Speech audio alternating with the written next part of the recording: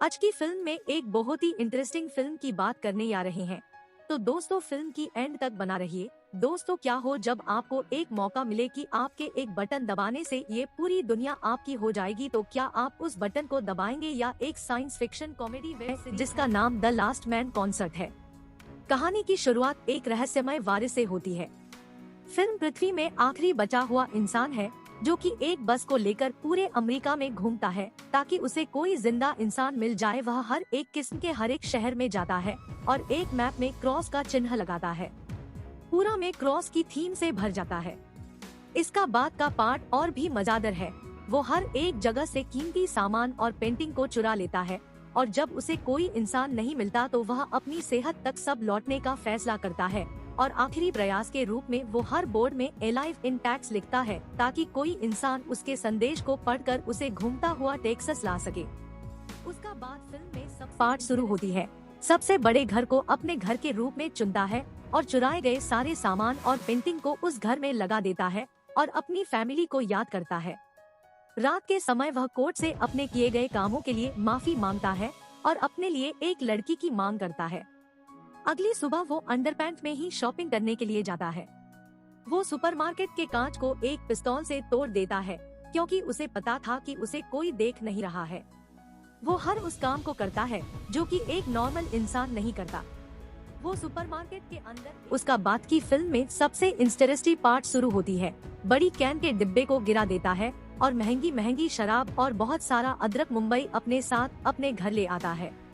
वह कुछ ही दिनों में इंसानी रहन सहन और शिष्टाचार को पूरी तरह से भूल गया था। वह अपने अकेलेपन को दूर करने के लिए गलियों में गेंदबाजी लाइन लाइट को बॉलिंग पिन की तरह यूज करना या फिर लग्जरी कार को आपस में टकराना। किस तरह का पागलपन उसे अपने अकेलेपन से निपटने में मदद करता था। वो अपने जन्मदिन को मनाता है और अपनी फैमिली वालों को याद करता है कि वो किस तरह अपने फैमिली वालों के साथ बर्थडे मनाया था और उसे सेलिब्रेट करता था। उसके अकेलेपन को दूर करने के लिए उसके साथ कोई नहीं था। वो हर रात भगवान से अपने लिए एक लड़की को मानता था। किसी तरह 5 महीने का समय बीत जाता है। फिर मिला के पूरे घर में प्लास्टिक और कूड़े कचरे का ढेर लग जाता है जिसे साफ करने में ना उसकी कोई दिलचस्पी थी और ना ही उसे लग रहा था कि इसे साफ करने में कोई फायदा है। शराब में वो नहाता था और उसी को पीने लगता था। बिल्कुल एक बच्चे की तरह वो एक स्विमिंग पूल की लकड़ी को काटकर बाथरूम की तरह यूज करने लगा था और बॉल में फेस बनाकर उनसे बातें करने लगा था। रात के समय वह एक लड़की को घूरता रहता था और हर समय लड़की और सेक्स के बारे में सोचता रहता था। हुआ उस स्टेच्यू को किस करता है पर उसका हाथ टूट जाता है और इसी के साथ फिल्म का दिल भी टूट गया था। वो मरने का मन बना लेता है और वो उसका बाद फिल्म में सबसे इंटरेस्टिंग पार्ट शुरू होती है। अपने दोस्तों से हार मानने के लिए माफी मांगता है। कोई कहता है कि तुम लोग इंसान नहीं हो और वो अपनी कार को स्टार्ट करता है और एक बहुत बड़े पत्थर से अपनी कार को टकराने चाह ही रहा होता है कि तभी उसकी नजर काले धुएं में जाती है। वो समझ जाता है कि वहाँ पर कोई जिंदा इंसान है, शायद कोई लड़की, इसीलिए वो अपनी मरने का मन छोड़ देता है और सीधा उस धुएं की ओर जाता है जहाँ उसे कुछ ऐसा देखने को मिलता जो कि वो सालों से देखना चाहता था। एक लड़की का पंखा जिसे किसी ने सूखने के लिए डाला था। फिल्मी लोग उस बुरा को समझने लगता है और बेहोश हो जाता है कि वह एक सुंदर लड़की के गोद में है जो कि उसे किस कर रही है। तभी उसे वास्तव में होश आता है और वो देखता है कि एक लड़की उसे किस कर रही है। वो सुंदर तो नहीं पर उम्र में उससे बड़ी होती है जो कि फिल मिलर को CPR दे रही थी क्योंकि उसे लग रहा था कि फिल मिलर मर रहा है। वो तुरंत उस लड़की से दूर हट जाता है और उसे कहता है कि वो सुंदर लड़की कहाँ गई। कैरोल उसे अपनी अंडरपैंट को देखने को कहती है होता है। फिर मिलर उसे कहता है कि मैंने अपने अंडरपैंट को गीला नहीं किया। पूर्वा कैरोल की तरफ बढ़ता है। यह देखकर कैरोल बंदूक निकाल लेती है और फिर मिलर मान लेता है कि हाँ, उसने अपने पेंट को गीला किया था। कैरोल उसे बताती है कि फैलाइन भिन्न देखकर वो यहाँ पर आई है। कैसे तो फिल मिलर हर रोज भगवान से लड़की मांगता था पर आज उसका बाद फिल्म में सबसे इंटरेस्टिंग पार्ट शुरू होती है। लड़की उसके सामने थी पर वह उतना उत्साहित नहीं होता। कैरोल फिर मिलर के साथ उसके घर देखने जाती है। रास्ते में भी ट्रैफिक नियमों को नहीं मानता।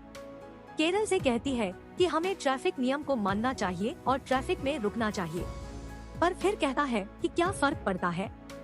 यहाँ पर तो कोई है ही नहीं। पर कैरोल को अच्छा फील कराने के लिए वो ट्रैफिक में रुकता है। पहले वो अदाएं देखता है, फिर वो लेफ्ट और फिर आगे बढ़ता है।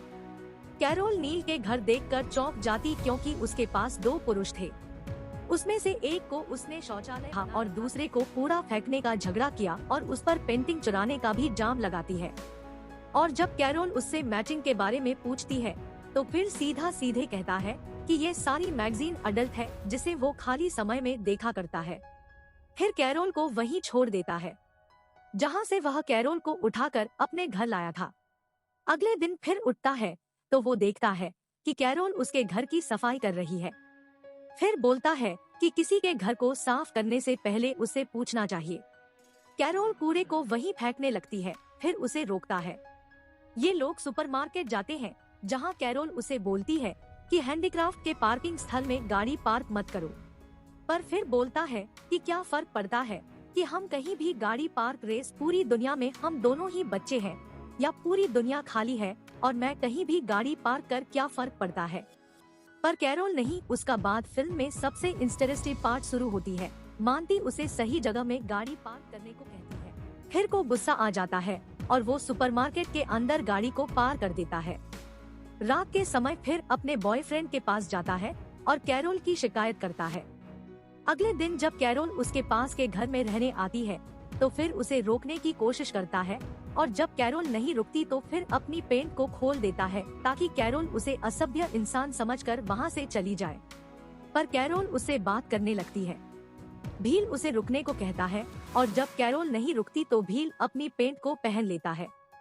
औरों को लग रहा था कि भगवान ने उसे और भील को इस दुनिया को चलाने के लिए चुना है। पर फिर कहता है कि तुम इस दुनिया में अगर आखिरी औरत भी बची तो मैं तुम्हारे साथ सेक्स नहीं करूंगा और वहाँ से चला जाता है।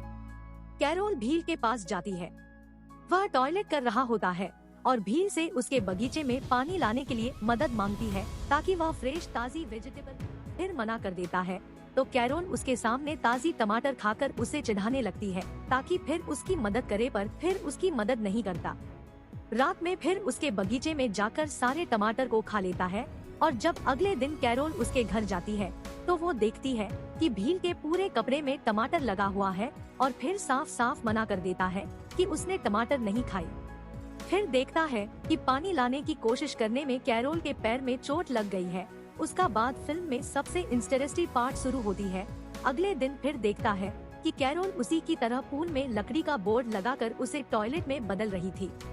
कैरोल फिर से कहती है कि तुम सही थे, भगवान ने इस दुनिया को चलाने के लिए नहीं चुना है। जब हम पानी को अपने घर तक नहीं ला सकते तो हम इस दुनिया को क्या चलाएंगे। यह बात फील के दिल में लगती है और वह शहर के टंकी से कैरोल के घर तक पानी लाने का व्यवस्था कर देता है। कैरोल ये देखकर बहुत खुश होती है और उसे रात के डिनर के लिए इनवाइट करती है, जहां ये लोग ताजी सब्जी से बने डिनर का लुत्फ उठाते हैं। कैरोल फील से कहती है कि तुमने मुझे अपना पेट उठाकर दिखाया। शायद भगवान चाहता है कि हम भी इस दुनिया को आगे बढ़ाएं। फिर भी कैरोल के साथ सेक्स करने को तैयार हो जाता है तो कैरोल पहले सेक्स नहीं करना चाहती थी। फिर कहता है कि क्या फर्क पड़ता है, यहाँ तो कोई देखने के लिए भी नहीं है कि वो शादी से पहले सेक्स करने को तैयार नहीं होती। वह बोलती है कि बिना शादी के वो बच्चे पैदा नहीं करेगी। फिर उसकी बात मान लेता है और उसे प्रपोज करता है। शादी करने के लिए कैरोल भी